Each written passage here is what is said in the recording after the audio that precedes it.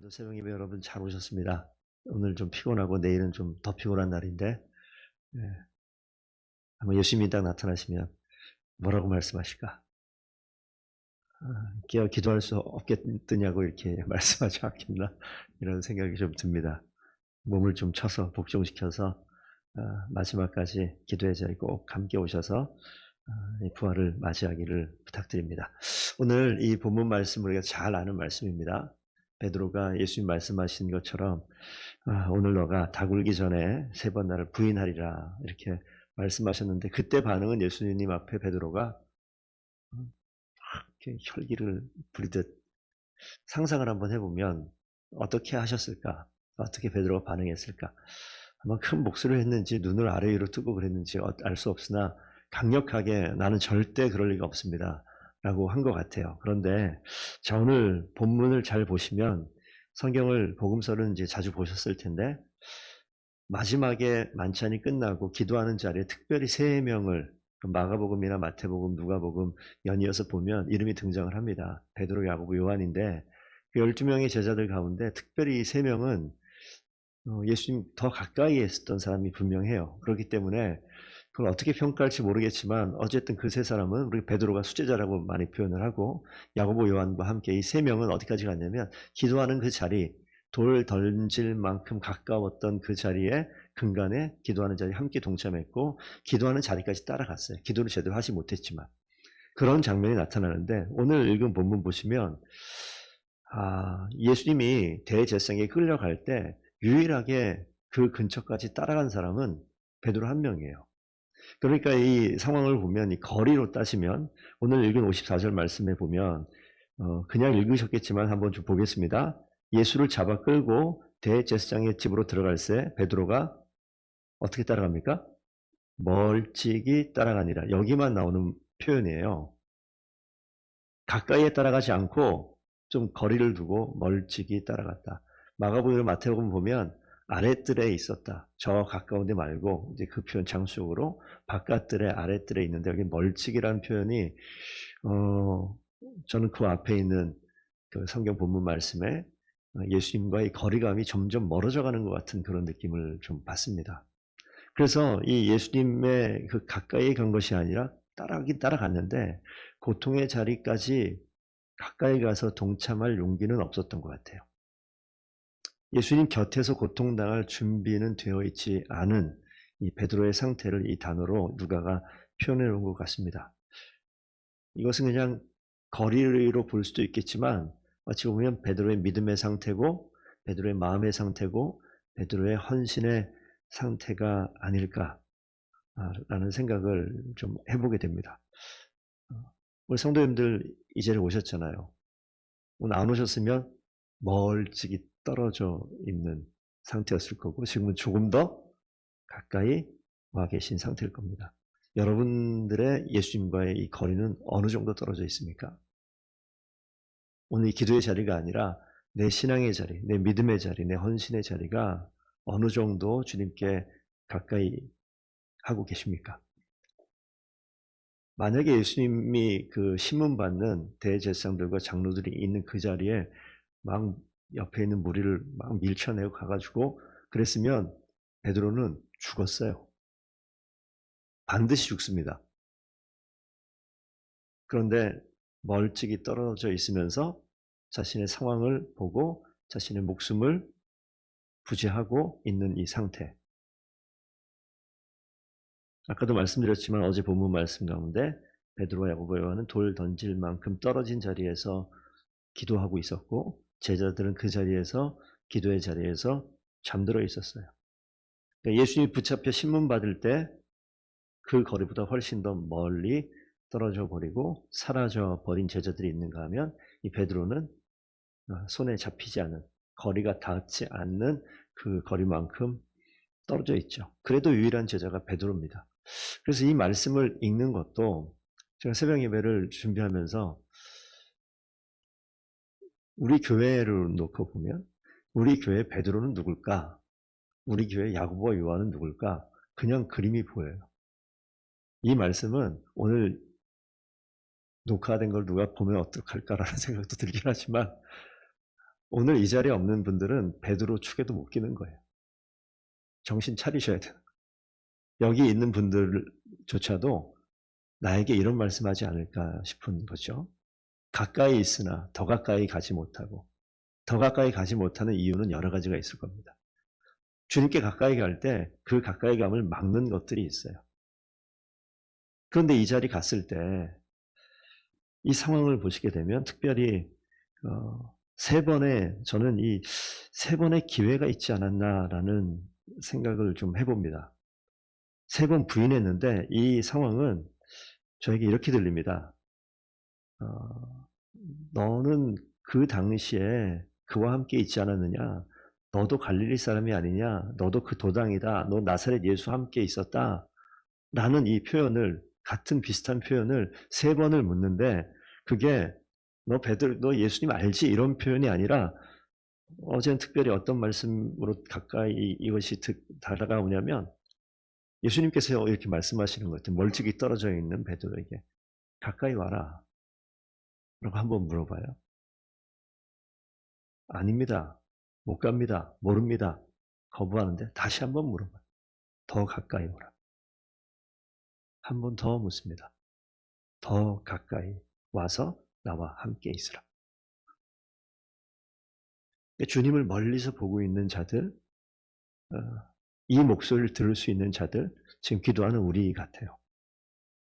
베드로에게 하는 말씀이 아니라 기도한다고 주님을 멀리하지 못합니다. 가까이 하고 싶긴 한데 하나님께 더 가까이 가기에는 무엇인가 마음의 장벽이 됐을지, 짐이 됐을지, 내 마음의 상태가 됐을지, 나의 부족함이 됐을지, 그것이 무엇이 됐을지 모르겠으나 가까이서 바라보고 싶은 마음은 있으나 더 가까이 갈 용기는 안 나고 거기서 주저하고 있는 그 모습이 베드로의 모습인데, 그것이 오늘 기도의 자리에 나온 우리의 모습이 아닌가 하는 생각을 하게 됩니다. 확실하게 주님의 곁에 계십시오. 그럴 때 주님의 뜻이 나의 뜻이 됩니다. 우리의 고백이 달라집니다. 멀찍이 떨어진 베드로의 고백은, 그 입술의 말은 예수님을 부인하는 것이었고 맹세하며 예수님을 저주하는 말이었습니다. 더 가까이 가면요. 사람들의 목소리를 듣고 있는 상황이에요. 주변의 여종이, 주변의 사람들이 계속 묻습니다. 그 사람들 근처에 있을 때, 사람들과 가까이 있을 때 베드로의 입술에는 예수님을 저주하는 말이, 원치 않는 건데 저주하는 말이 나오게 돼요. 한 번 저주하고, 두 번 부인하고, 세 번째 맹세하고 저주하고. 그러자 닭이 울고, 그때 비로소 예수님의 말씀이 기억나요. 예수님의 말씀이 기억나자 베드로의 입술에서 통곡이 터집니다. 주님의 말씀 때문에 통곡이 시작됩니다. 주님의 말씀을 기억할 때 저주의 입술이 통곡의 입술로 바뀌게 되는 겁니다. 베드로가 주님의 말씀을 기억했듯이 우리가 주의 말씀을 기억해야 될 줄로 믿습니다. 가까이 가는 건요, 주님의 말씀을 기억하고 거기에 가까이 할 때 인생의 언어가, 마음의 상태가 바뀌어지는 것을 분명히 경험하게 된다라고 오늘 이 말씀을 우리에게 주시는 생명의 말씀입니다. 베드로와 같이 주님께 가까이 오신 분이 오늘 기도하는 성도님들입니다. 더본교회를 생각하고 3년이 지나고 4년차 들어가고, 요즘에 제가 마음에 가장 큰 짐이 되는 게 저 옆방에 있는 아이들이에요.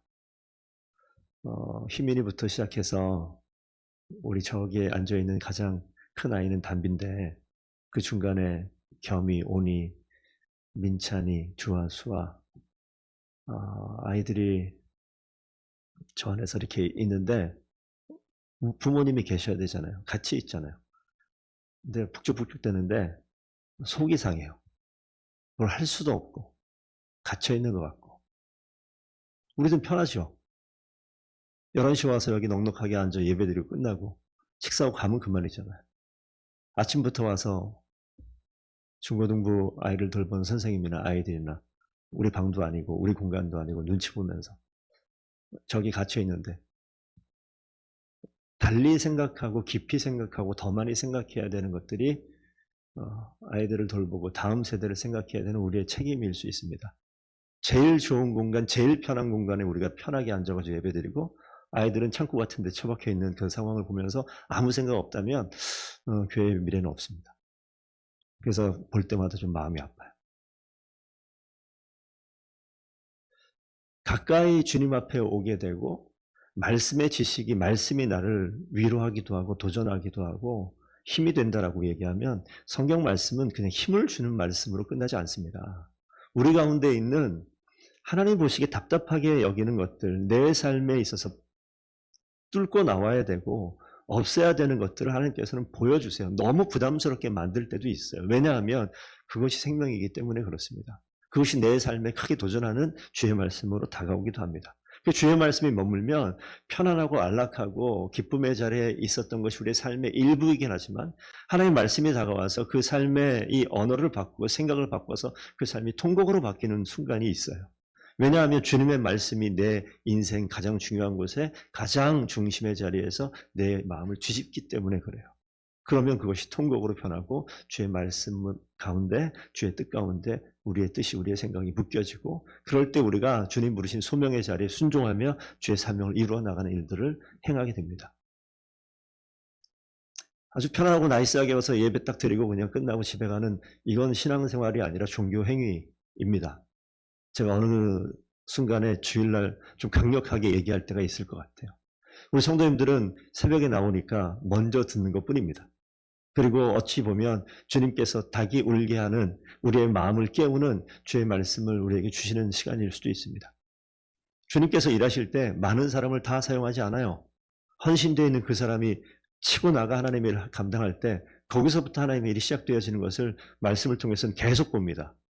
사도행전 넘어가면 베드로가 완전 뒤바뀐 모습으로 자신의 목숨을 마치 예수님이 그러셨던 것처럼 모든 대중 앞에 오픈시켜서 커밍아웃하고 나오는 모습을 보죠. 예수님이 걸었던 길을 그냥 그대로 똑같이 걸어갑니다. 자신에게 몹시 불안하고 몹시 두렵고 몹시 불편한 시간이었을지 모르겠으나 주의 말씀이 그의 인생 가운데 가장 가까이 왔을 때 이 통곡은 인생을 뒤바꾸는 순간이 되는 줄로 믿습니다. 그래서 우리가 그저 기도하는 자리가 아니라 그저 주일날 시간 맞춰 교회에 와서 시간 되면 집에 가는 그런 것이 아니라 주님의 말씀이 머무는 그 자리에 우리가 있고 그 자리에 베드로가 경험했던 통곡의 시간이 우리에게 있고 그때 비로소 하나님께서 우리를 하나님의 뜻에 맞는 하나님 손에 붙잡힌 하나님이 사용하시기에 합당한 주의 일꾼 되어서 주님의 일을 멋지게 순종해 가며 이루어갈 수 있는 그런 자리에 서게 될 줄로 믿습니다. 저와 성도님들을 그 자리에 부르셨고 사실 설교하면서 지금 이렇게 얼굴을 보면서 항상 그런 마음이 들어요. 다른 사람이 들어야 되는데 그런 마음이 많이 듭니다.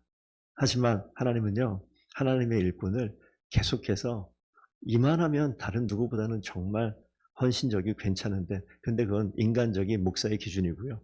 하나님은 우리를 계속해서 더 깨끗하고 더 정결하게 만드시고 세우십니다. 그런 하나님의 사람들을 통해서 하나님의 일하심이 조금도 불순물이 없이 그대로 공동체 가운데 하나님의 일하심의 자리 가운데 드러나게 되기 때문에 그렇습니다.